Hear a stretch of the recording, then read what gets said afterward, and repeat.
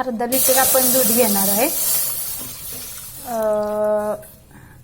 Gas medium ठेवायचा आहे। पहिल्यांदा गॅस पूर्ण मोठा करायचा आहे व दुधाला उकळी आणायचे।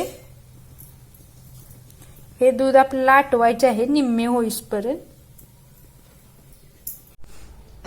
दुधाला उकळी आल्यावर गॅस मीडियम करायचा आहे व 15 मिनिट कंटिन्युअस याला हलवत राहायचंय व साईडला जी साई येईल ती यामध्ये मिक्स करायची। 15 मिनिटांनंतर बघू शकता दूध इथे आटलेलं आहे। आता आपण त्यामध्ये साखर ऍड करणार आहोत। इथे अर्धा लहान वाटी मी साखर ऍड केलेली आहे। तुम्ही तुमच्या चवीनुसार म्हणजे तुम्हाला किती गोड आवडते यानुसार तुम्ही साखर थोडी थोडी ऍड करू शकता। आता आपण ही असं सतत हलवून विरघळणार आहोत। त्याचप्रमाणे इथे मी खवा ऍड करत आहे थोडासा। तुम्ही तुमचा खवा ऑप्शनल आहे, तुम्ही ऍड करू शकता, नाही ऍड केला तरी चालेल। पण खव्यामुळे बासुंदीला चांगला घट्टपणा येतो, त्यामुळे मी ऍड केलेला आहे। तुम्ही फक्त साखर ऍड करून जरी सतत हलवत राहिलं तरी बासुंदी घट्ट होते।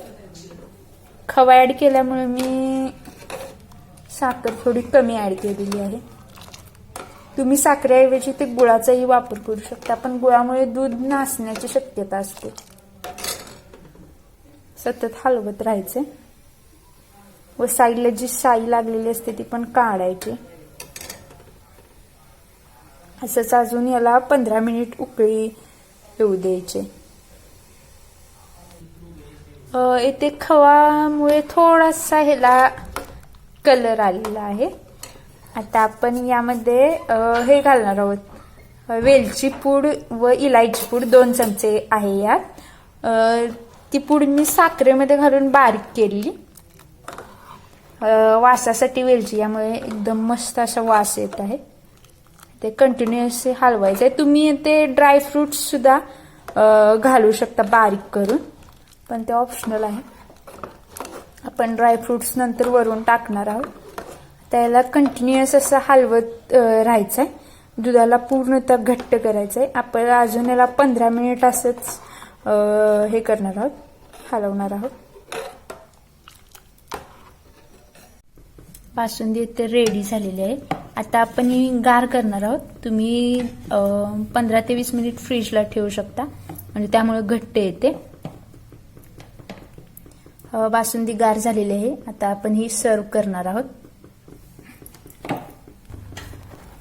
बासुंदी आपली नीट झालेली आहे, मी ते सर्व करून दाखवले आहे। तुम्ही आता यावर ड्रायफ्रुट्स ऍड करायचे।